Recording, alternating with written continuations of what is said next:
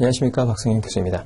자, 이번 시간에는 외환 전문역 일종인 외환 관리 실무를 보도록 하겠습니다. 이 교재가 9월 달이 돼서야 나왔습니다. 괜히 늦게 나왔죠. 코로나 여파도 있고 하기 때문에, 그래서 이 교재가 이제 초록색으로 나왔기 때문에 여러분들이 그 전 시험에는 그 약간 연보라 색깔로 되어 있는 14판이었고 지금은 15판으로 나와 있습니다. 그래서 이 교재를 보시면 될 것 같고요. 일단 교재가 굉장히 늦게 나와가지고 그 의견들이 많았습니다. 일단 개정된 내용들이 시험에 나오느냐 이런 거였는데 개정은 계속되고 있어요. 원래 이제 이 외국환 거래법 자체가 계속 개정이 되고 있는 상태고 그 시험에서 어떻게 반영되느냐에 대한 문제인데 저번 시험에서는 이제 개정된 게 반영이 되겠다라고 해서 학생들이 굉장히 이제 멘탈이 나갔던 그런 시험이었습니다. 그나마 이제 코로나가 좀 잠잠해져서 좀 시험을 보면 좋은데 또 이제 또 한 번 또 이제 많이 발생을 해서 또 힘든 시기를 겪고 있죠. 그러다 보니까 좀 잠잠해지고 있어요. 다시 또 제가 이걸 촬영할 때쯤이면 좀 잠잠해지는 것 같아요. 그래서 시험은 계속될 것 같은데 내년 정도 되면 뭐 좀 잠잠해지겠죠. 그러면 이제 이 교재를 가지고 계속해서 아마 시험에 나올 것 같고 이 반영되어 이 교재에는 지금 현재 외국환 거래법이 반영되어 있는 게 이 개정사항에 다 반영이 되어 있습니다. 그런데 중간에도 계속 개정이 돼요. 개정되는 거는 여기다 다 실을 수가 없잖아요. 이미 반영이 되어 있고 전 영상을 다 찍었으니 반영이 안 되어 있겠죠. 네, 그런 부분들은 시험에서 잘 안 나옵니다. 그러니까 그렇게 감안하시고 공부를 하시면 될 것 같습니다. 자, 근데 책이 좀 생각보다 늦게 나왔죠. 원래는 한 3월 달쯤에 나오는데 9월 달이니까 굉장히 늦게 나왔고 그렇다. 이 정도만 이해를 하시면 좋을 것 같고, 자, 일단 이 강의를 처음 듣는 분들은 제가 이제 작년하고 올해 바뀐 내용들을 좀 정리를 해드리는데 그 외환 전문역 1종하고 2종이 이렇게 있죠. 1종이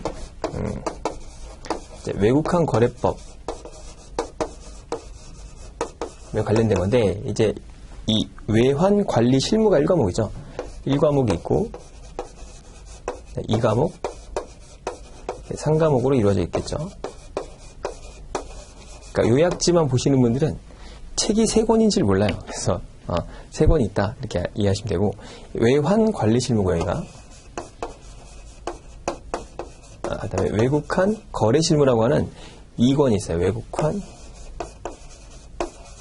거래 실무, 그리고 이제 환 리스크라고 하는 과목이 이렇게 있습니다. 자, 일단 배점이 달라요. 50점, 30점, 20점. 그 문제 수도 2점짜리가 있기 때문에 2점 배점을 좀 생각을 해봐야겠죠. 자, 그런데 일단 얘하고 많이 겹칩니다. 외환 관리와 외국환 거래 실무는 겹쳐요. 그래서 이 과목이 좀 겹치고 마지막에 5, 6장은 거의 똑같다라고 보시면 될 정도로 겹치는데, 그래서 1과목을 잘해야 됩니다. 그러니까 1과목하고 2과목은 겹치기 때문에 이 파트에서 약 한 60점에서 65점 정도를 차지하고 있다라고 보시면 돼요. 그러니까 1과목이 굉장히 중요하겠죠. 그러니까 1과목을 철저하게 공부를 하셔야 되고, 여기서는 이 내용보다 여기가 좀 쉽습니다. 쉽고 암기하기도 편하고 이래요. 자, 2과목과 3과목이 약 한 5% 정도 겹칩니다. 5에서 한 10% 정도 겹쳐요. 그러니까 또 다른 얘기죠. 환 리스크는 파생 상품에 대한 얘기예요. 보통 이제 환율에 대한 얘기인데, 리스크를 없애려면 환변동 위험을 없애야 돼요. 해지를 해야 되는데 그 해지를 하는 대상들이 나옵니다. 그래서 뭐 우리가 수합이라든가 선물이라든가 옵션을 이용하게 되는데 복잡한 구조들이 많이 나오죠. 그래도 이게 수월하게 점수를 맞출 수가 있어요. 그래서 여기서 좀 고득점을 받고, 그러니까 파생 상품에 대한 좀 이론이 있는 분들은 점수가 좀 잘 나옵니다. 그러니까 한 17개에서 한 18개를 맞추는 걸 목표로 하시고, 여기서 30점인데 2점짜리가 5개가 있거든요. 그러다 보니까 한 목표를 한 20점에서 25점 정도, 이게 가장 어렵습니다. 60점이 목표인데 이렇게 벌써 40점이죠. 여기서 한 30점 정도에서 40점 정도 맞는 걸 목표로 가져가면 좋아요.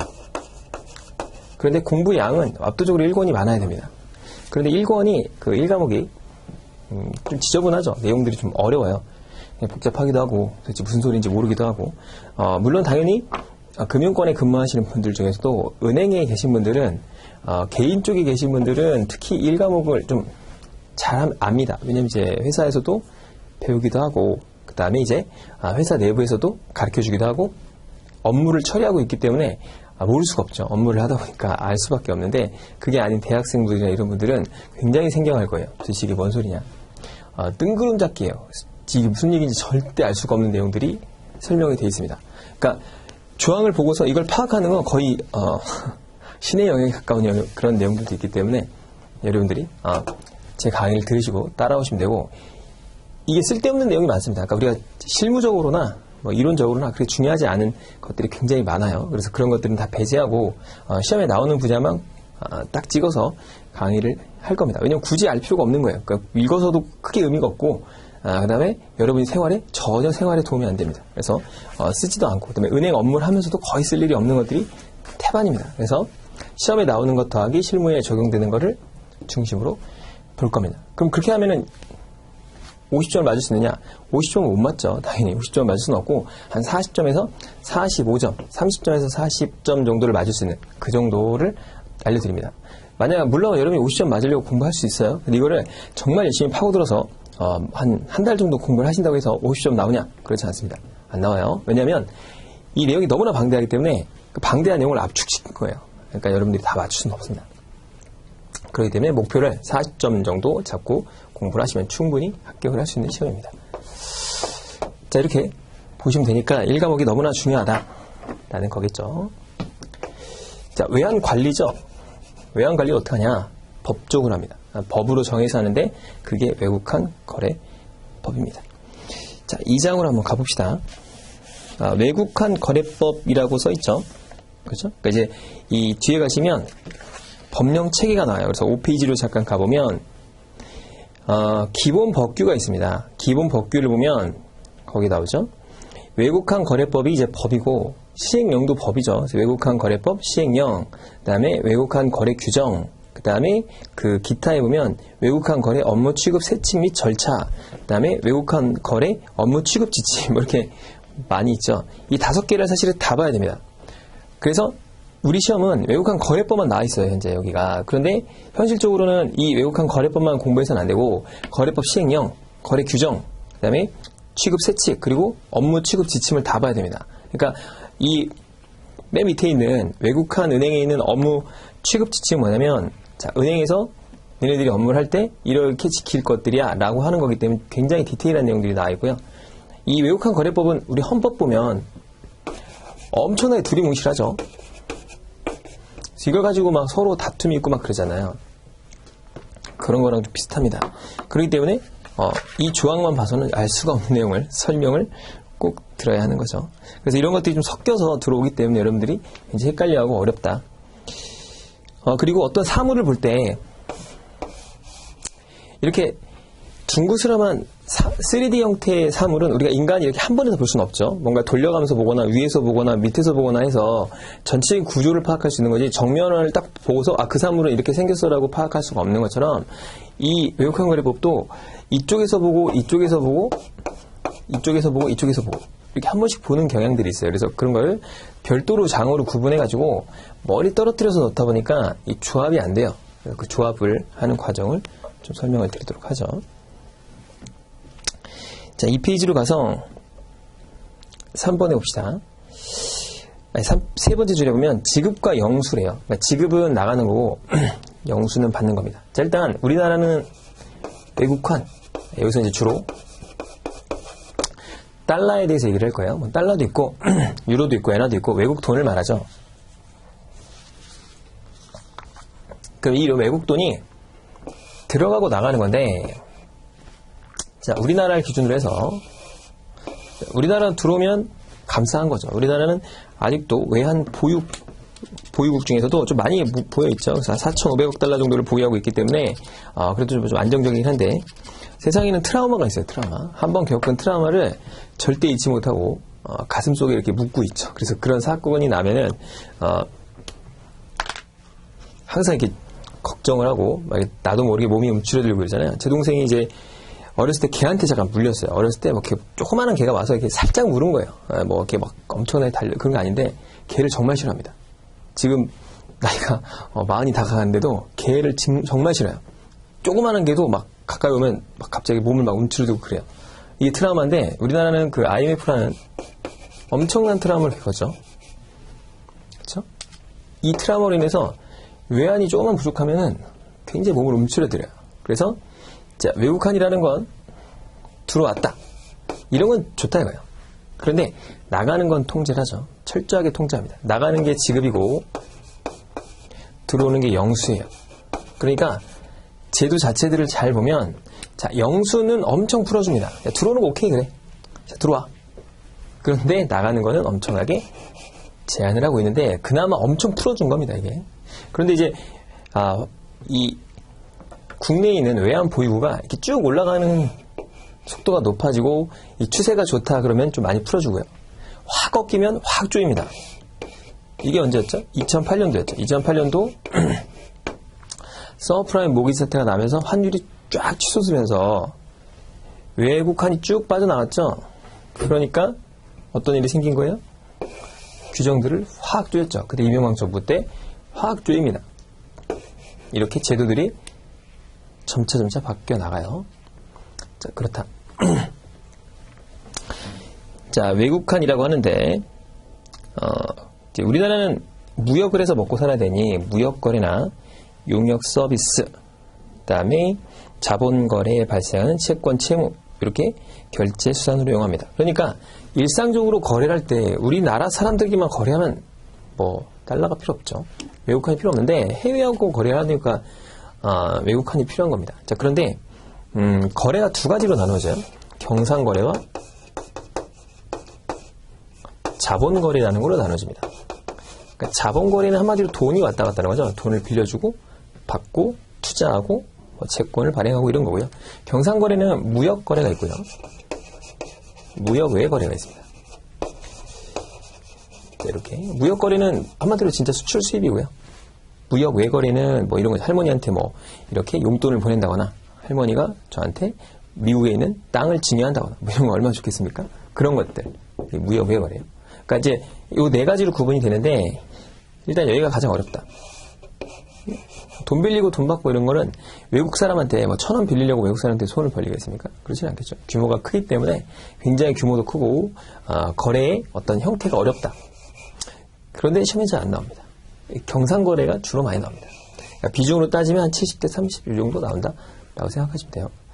그러니까 자본거래는 너무나 다양한 그런 케이스가 많을 거 아니겠습니까? 뭐 종류도 많고 막 이렇게 내가 돈을 빌리는데 뭐 보증을 쓰는 사람이 저기는 미국 사람이거나 뭐 우리나라 사람이거나 또 뭐 달러로 빌리거나 원화로 빌리거나 뭐 종류가 너무나 많기 때문에 케이스가 무한되겠죠. 그렇죠? 그런데 경상거래는 어느 정도는 좀 특정할 수 있는 거래들이 있어요. 그래서 딱 그런 것들을 주로 시험에 나오게 된다. 이렇게 생각하시면 될 것 같고 이런 구조로 되어 있다. 자, 그 다음에 넘어가서 자, 두 번째 단락에 보면은 내국환이라는 것이 있어요. 우리나라 돈이죠. 도메스틱 익스체인지. 그러니까 우리나라 돈하고 외국 돈하고 이제 바꾸게 되는 건데 밑에 외국환 거래는 국내에서 외국으로 직접 지급을 하는 송금한 거래와 추심한 거래가 있다. 그러니까 직접 지급하는 건 우리나라에서 해외로 보내는 거고 추심한이라는 건 돈 달라고 요청하는 거예요. 내가 그쪽에서 보내주는 걸 말하죠. 자, 외국환 거래와 외환 시장이 존재합니다. 그래서 외국환 거래는 장소와 시간에 구애받지 않고 자유시장 경제 체제에 따라서 거래가 일어난다라는 거고 자, 네 줄 내려볼까요? 정부는 관련 법령에서 먼저 거래시장의 주체인 당사자들을 크게 거주자와 비거주자로 나누어지죠. 그 다음에 경상거래와 자본거래로 나눠진다라고 했죠. 그러니까 거래하는 사람을 거주자, 우리나라에 사는 사람, 비거주자 이렇게 나누기도 하고요. 네, 또 국민인 사람이 있겠고 그 다음에 국민인 비거주자, 국민인 비거주자 이렇게 있는 거고 외국인 거주자, 외국인 비거주자 이렇게 네 개로 나눠집니다. 네 개를 다 알아야 돼요.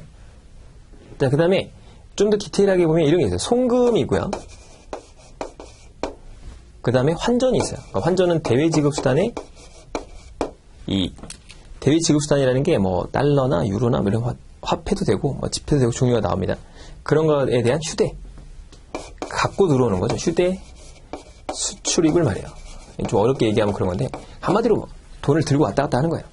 이거는 인터넷 뱅킹 하는 겁니다. 쉽게 얘기하면 그런 거예요. 자, 그 다음에 아까 지급과 영수가 있어요. 지급과 영수.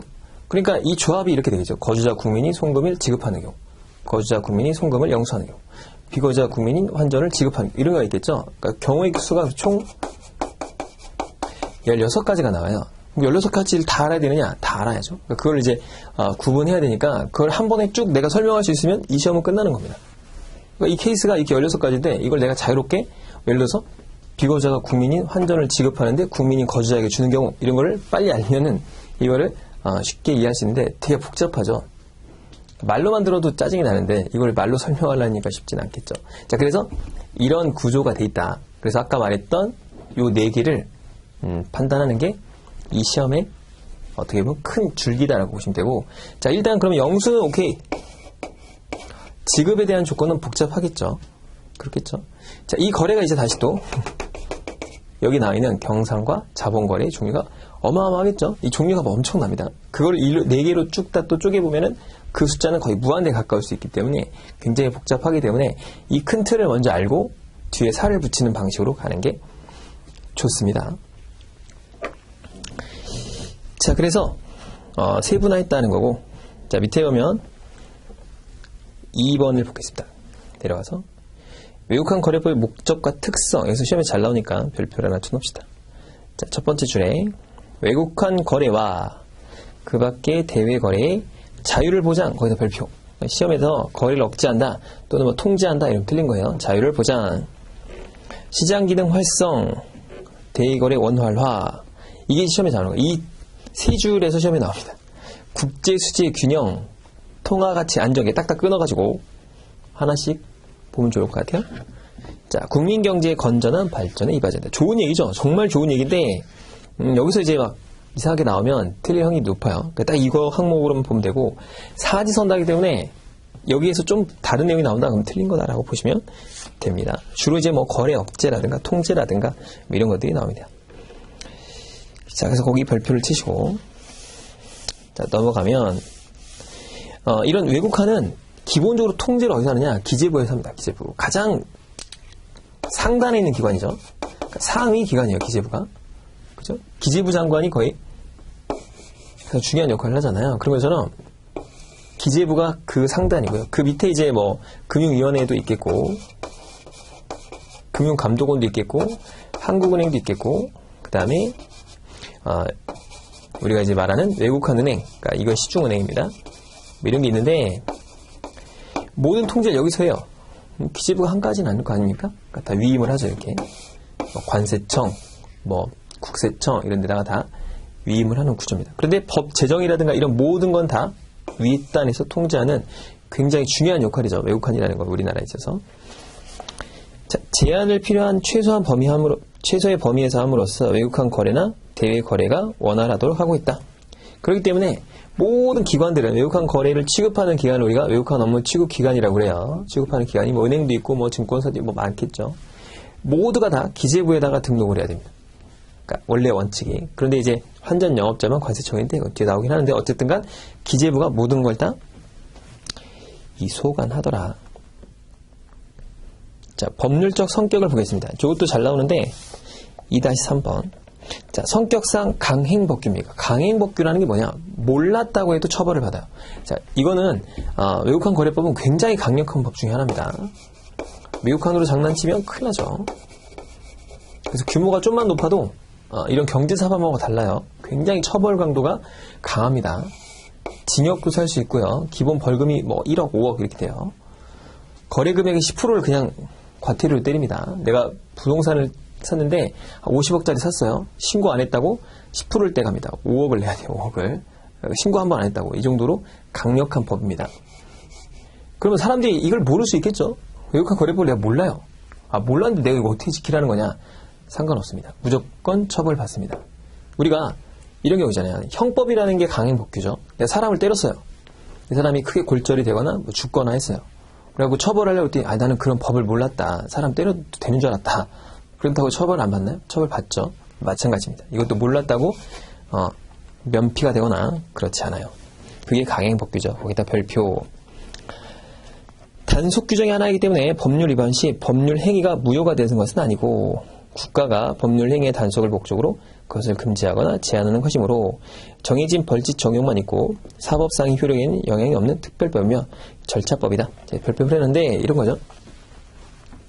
자, 제가 외국에 가가지고 물건을 샀어요. 10억짜리를 샀습니다. 근데 이게 외국한 거래 위반인 거예요. 위반이다. 그럼 이 사는 행위 자체가 무효가 되는 건 아니다. 그 얘기죠. 사는 거는 적합한 거고 너는 법을 안 지켰어. 그러니까 이거만 처벌을 받는 거죠. 그러니까 이게 바로 거기에 나와 있는 단속 규정이 하나다. 그래서 법률 위반했다고 해서 행위가 무효가 되는 것은 아니다. 이거죠. 그러니까 이재용 회장이 최순실 씨한테 말을 사줬죠. 34억짜리 말을 사줬는데 그 말을 살 때 외국한을 보냈어요. 그래서 그 외국한 거래법 위반으로 처벌을 받았는데 이게 워낙 강력하기 때문에 외국한 거래법은 무슨 뭐 이렇게 면제가 되거나 그런 게 없기 때문에 그냥 그 금액을 굉장히 낮춰가지고 형량을 엄청 줄였습니다. 위로 올리면 바로 그냥 구속이에요. 이거는. 그렇기 때문에 이 외국한 거래법을 빠져나올 수가 없어요. 그러다 보니까 굉장히 낮게 이렇게 형량을 준 거를 볼 수 있어요. 그 내용을 잘 보면. 그러면 최순실 씨한테 말을 사는 그 행위 있잖아요. 그 송금을 보내서 말을 샀겠죠. 그 말 산 행위도 무효냐? 그렇지는 않다 이거예요. 말 산 행위는 정당하고 거래법만 위반한 거다. 자, 그렇게 보면 될 것 같고, 자, 다음 페이지로 가면은 고유 식별 정보의 처리가 나옵니다. 그래서 기획재정부 장관은 외국한 사무를 수행하기 위하여 개인정보법에 따른 이런 걸 처리할 수 있다. 자, 밑에 현행 법규 체계가 나오죠. 자, 그 무역의 3대 법규라고 있어요. 무역의 3대 법규가 저기 나와 있는 외국한 거래법, 그 다음에 대무역법, 관세법입니다. 여기 세 개가 무역의 3대 법규고, 일반적인 외국한 거래법은 우리가 있는 그 거래법, 시행령, 규정, 취급세칙, 취급지침, 요 네 개 5가지를 다 알고 있으면 좋다라는 건데, 뭐 당연히 다 몰라도 됩니다. 여러분들은 이런 게 있다 정도만 이해하시면 되고, 은행 가시면 몇 개 책들이 있어요. 취급지침도 있고 세칙도 한데 막 초록색으로 옛날에 제가 공부할 때는 초록색으로 이렇게 지금 뭐 가로로 넘기는 책은 없는데 가로로 넘기는 책이 있었어요. 아 정말 한 5분만 보면 잠이 옵니다. 성경책은 뭐 거의 잽도 안 돼요. 그냥 보는 순간 잠이 와요. 너무 읽기 싫은 그런 책이 있습니다. 아무튼 그런 걸 바탕으로 해서 공부를 해야 되는데 그래도 이건 좀 소프트한 편이죠. 전 최대한 여러분들 이해를 편하게 하기 위해서 재밌게 설명을 드리도록 하겠습니다. 자, 6페이지로 넘어갑시다. 6페이지. 이 거래법이 적용되는 게 누구냐? 그냥 다다 이렇게 생각하면 됩니다. 개인, 법인, 뭐 비거주자, 거주자, 국민, 외국인 뭐 다다. 그러면 심지어는 어느 정도냐면 외국에 사는 사람이에요. 그러니까 우리나라에 한 번도 안 왔어요. 외국에 살고 있어요. 뭐 브래드 피트 씨라고 해봅시다. 한 번도 안 왔어요. 근데 이 사람이 원화 있잖아요. 원화. 우리나라 원화로 거래를 하게 되면 외국한 거래법의 규정을 적용받습니다. 그렇게 돼 있어요. 그래서 자 거기 보면 국민 내국법이 국내 외국한 외국인 뭐 다 돼 있죠. 대표자 대리 뭐 다 된다. 자 개인 법이 다 된다. 쭉 보시면 될 것 같아요. 자 그 다음에 4-3번 여기서 거의 시험에 100% 나오기 때문에 꼭 기억을 합시다. 자 4-3번을 보면 이게 카테고리를 잘 나눠야 돼요. 시험에서 그게 핵심입니다. 자 일단 외국한 거래법이라는 이 법에 적용이 되는 외국한의 대상이 뭐냐 이거예요. 그 물적 대상입니다. 그거를 자 가가 있고 뒤에 보면 나하고 다가 있습니다. 무슨 얘기냐면 외국한이라는 게 있어요. 첫 번째 카테고리 이렇게 나눠지는 거죠. 자, 그 내국한이 있고 그다음에 귀금속이라는 카테고리가 있습니다. 다시 외국한에는 나눠지죠. 그래서 대외 지급수단, 외화증권, 파생상품, 외화채권이 있습니다. 그러니까 대외 지급수단 그러니까 이런 게 있다는 거예요. 이 카테고리를 잘 나눠야 돼요. 왜냐하면 시험 문제에서 다음 중 대외 지급수단이 아닌 것은 외국한이 아닌 것은 이렇게 물어보기 때문에 이 카테고리를 잘 나눠야 되는 거예요. 다음은 외국한 거래법의 물적 대상이다. 대외 지급수단이 아닌 것은 그러면 밑에 있는 것들도 아니겠죠. 그러니까 이렇게 선택할 수가 있다라는 겁니다. 자, 그 다음에 외화증권 그리고 파생상품, 외화, 파생상품, 그리고 외화, 채권 이렇게 나누어집니다. 자, 그러면 대외 지급수단은 뭐냐? 대외에서 지급하는 수단인 거예요. 그러니까 뭐 결제 수단인 거죠. 뭐냐? 뭐 대표적인 게 현찰이죠, 현찰. 지폐. 그다음에 그 밑에 보면 나와 있는데 지급 수단이 뭐가 있냐면 뭐 주화, 은행권, 수표도 들어갑니다. 그래서 뭐 DD가 디맨 드래프트라고 그래요. 그다음에 트래블 체크. 그래서 TC가 트래블 체크이고, 자, 중요한 건 신용장, 환엄 이것도 다 현찰로 봅니다. 그래서 지급 수단이다. 상품권. 자, 오른쪽에 보면 전자금융거래법상 전자화폐, 신용카드 이런 거죠. 신용카드. 선불 전자 지급 수단, 뭐 기프트카드 이런 것들이에요. 그래서 2019년 1월 달에 이게 이제 포함되어 있습니다. 추가되어 있고. 자, 밑에 보면 그 7페이지에 전자화폐와 선불 전자 지급 수단에 대한 설명이 나와 있죠. 그게 2020년도에 새롭게 들어온 내용입니다. 그래서 한 번 정도 읽어볼 필요가 있어요. 전자화폐란 금전적 가치가 전자 방식으로 증표된 것이다. 이거 보시고, 선불 전자 지급 수단이란 뭐냐? 이게 기프트 카드라고 하세요. 그러니까 미리 충전해가지고 쓰는 거 있죠. 뭐 그런 거를 말합니다. 그래서 최고 한도 50만 원 이하에 되고 뭐 이런 거다. 자, 이게 대외 지급 수단이에요. 자, 외화증권은 우리 이 자본시장법상에 나오는 6개 증권을 말합니다. 뭐 지분증권, 채무증권, 그 다음에 거기 보면은 뭐 수익증권, 파생결합증권, 증권예탁증권 이런 걸 말하죠. 자, 이렇게 나오는 거고, 그 다음에 CD, ABS 이런 것들. 자, 다음 페이지에 가면 파생상품도 있고, 자, 채권도 있습니다. 자, 그럼 조심할 게 이 채무증권과 조심해야 돼요. 뭐가 조심을 해야 되냐? 여기 보면 이 외화증권에 이 채무증권이라는 게 있어요. 채무증권이고 얘는 외화채권이거든요. 이게 다른 겁니다. 얘는 증권의 형태로 발행된 거야. 그러니까 채권이라는 형태로 발행된 이런 증권을 말하고, 얘는 그냥 차용 증서 같은 거죠. 돈 빌려주고 진짜 돈 받는 그런 구조다. 그래서 외화채권이 있다. 그러니까 얘는 외화증권과 외화채권은 구별을 해야 돼요. 하지만 외국환이라는 건 맞죠. 그렇죠? 자, 그 다음에 내국 지급수단. 이거 국내 통화예요. 내국 통화. 그러니까 얘는 카테고리가 아예 바뀌었죠. 여기까지가 외국환이고, 그 다음에 내국환이고, 세 번째 귀금속입니다. 귀금속. 귀금속은 자, 거기 나오지만 금이에요. 금. 그래서 금, 합금, 뭐 지금, 뭐 땅에 있는 뭐 그런 거 있잖아요. 이렇게 캐내는 거. 비유통금화. 비유통금화 뭐냐면 예전에 스페인이나 이런 데 보면 길드라고 해요. 길드. 스페인 통화가 길드입니다. 그게 100% 순도의 금화예요. 근데 지금 유통되진 않죠. 그런 걸 말합니다. 자, 금이에요. 진짜 금. 그 당시에는 거의 금이 화폐였기 때문에 금으로 거래가 됐단 말이에요. 그래서 가끔 보면은 이제 이 보물선 같은 게 바다에 가라앉아가지고 그걸 딱 캐내면 어마어마한 금이 나온다는 그거예요. 다 화폐였기 때문에 그게 다 금 통째로 있는 거죠. 자, 그렇다. 자, 그런데 밑에 보면은 그런 얘기가 나옵니다. 외국환 거래법은 그 대상을 외국환만을 적용하는 것이 아니다. 자, 외국에서 비거자가 거기 나오죠. 대한민국의 법화인 원화를 거래하는 경우에 적용하기가 마땅치 않고, 금의 경우 고가의 금속으로 정부의 대외 준비 자산. 그러니까 우리나라도 한국은행에서 금을 많이 보유하고 있죠. 그래서 외국환 거래법에 포함하여 적용하고 있다. 그러니까 그 얘기죠. 그러니까 비거자가 아까 브래드 피트 씨가 외국에서 원화로 거래하는 건 사실 알 수도 없지만 알게 되면 이제 거래 대상이 된다는 거고, 금도 마찬가지로 그렇다라는 거예요. 자, 그런데 거기는 안 나와 있는데 이 백금이잖아요. 백금은 이제 거래 대상이 아니다라고 보시면 돼요. 거긴 백금 제외라고 되잖아요. 백금. 백금은 아니에요. 그러니까 이제 반지 맞추면 여러분들이 백금 이런 게 있잖아요. 백금은 가치가 확 떨어져요. 근데 막 황금색 그렇게 하면 좀 쪽팔리잖아요. 막 그런데 어쨌든간 나중에 가치로 보면 순도 99%로 하시는 게 좋습니다. 순도 99%. 그래야 팔기가 편해요. 금값이 엄청 올랐잖아요. 그러니까 이제 그게 달러 가치가 떨어지니까 그거 대비해서 안전자산이 금값이 올라간 거죠. 자, 이건 중요하니까 꼭 기억하시고 카테고리 잘 나누시고 구분 잘 하셔야 돼요. 근데 시험에 제일 잘 나오는 거 이거죠. 왜 다음중 대외지급수단이 아니고 이렇게 물어봐요. 그러면 대외지급수단이니까 증권, 파생상품, 채권은 아니겠죠. 금 같은 것도 아니다. 이렇게 꼭 구분하시고, 얘네들은 다 뭐다? 외국환 거래법의 적용 대상이다. 시험에 거의 한 문제 나옵니다. 자, 변천제도는 잘 안 나와요. 그래서 그냥 한번 쑥 훑어보시고 이런 게 있다 정도만 이해하시면 되는데, 좀 중요한 거 체크해드리면 60년대 거기 보면 1961년도에 외국환 관리법이 적용된 겁니다. 거래법이 아니고 관리법이죠.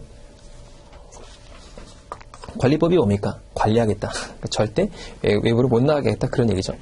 그래서 이제 거래법으로 나중에 바뀌었습니다. 70년대 정부 차원에서 환율을 관리하는 고정환율제 첫 번째 나오죠. 그때 640원이었어요. 1달러에 640원으로 딱 고정을 시켜놓은 거죠. 자, 1980년대 중반기 3저 현상. 그게 뭐냐면 저물가, 저환율, 저이자율, 지금 같은 거죠. 지금까지. 그게 3저 호황이었습니다.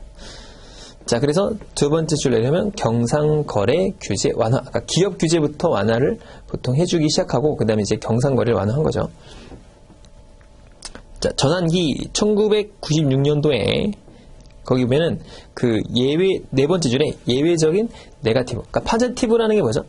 요거만 되고 나머진 다 안 돼, 이런 거고, 네거티브가 다 되는데 이거만 안 되니까 네거티브가 훨씬 더 오픈시켜주는 거죠. 네거티브가. 그래서 전환했다. 자, 그 다음에 해외여행 경비를 10,000불로 확대했다.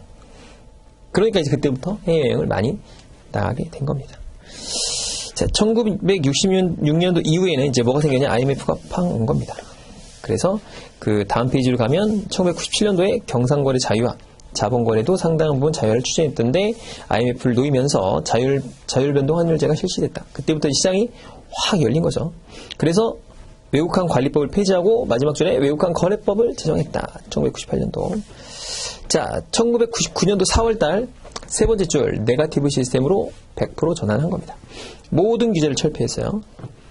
자, 2005년도 2001년도에 외환 자유화 실시로 따라서 밑에 보면 네 번째 줄 내려오면 세이프 가드 조치, 조기 경보 체제 뭐 이런 게 있었다. 자, 그 다음에 2006년도 1월 두 번째 줄 비거자에 대한 원화 대출, 외화 자금 차익 뭐 이런 게 있었다. 허가제가 폐지됐다. 뭐 이렇게 이해하시면 될 것 같고. 자, 2008년도에 뭐가 있었죠? 서브프라임 모기지 사태. 그래서 거기 11페이지에 2008년 이후를 봅시다. 첫 번째 줄 2008년도부터 국내에까지 영향을 미치기 시작한 미국발 서브프라임 모기지 사태는 그 네 번째 줄 내려오면 특히 파생 상품 거래 시장, 이때 이제 키코 같은 게 다 무너지고 막 이랬거든요. 그래서 다시 규제했다. 자, 2009년도에 뭐가 생겼죠? 자본시장법이 나왔습니다. 그래서 외국환 거래법을 개정했다. 이때 좀 많이 또 쪼였어요. 풀어줬다가. 자, 2015년 이후 다음 페이지로 넘어봅시다. 2015년 1월부터 신고 예외 금액을 1,000불에서 2,000불로 상향 조정했고요. 그 현재 얼마죠? 5,000불입니다. 5,000불. 그래서 쭉 내려오면은 끝에서 네 번째 줄 있어요. 이게 이제 최근 포함된 겁니다. 원래 이제 2017년도에 신고 예외 금액을 2,000에서 3,000까지로 했다가 2019년도에 3,000에서 5,000으로 늘린 거예요. 이게 이제 이 모든 교재가 다 3,000에서 5,000으로 바뀌어야 되는 거죠. 그래서 여러분들이 교재가 만약에 작년 교재다라고 하면은 그냥 3,000불은 5,000불로 다 바꾸면 됩니다. 자, 그렇게 해서 이해하시면 될 것 같고.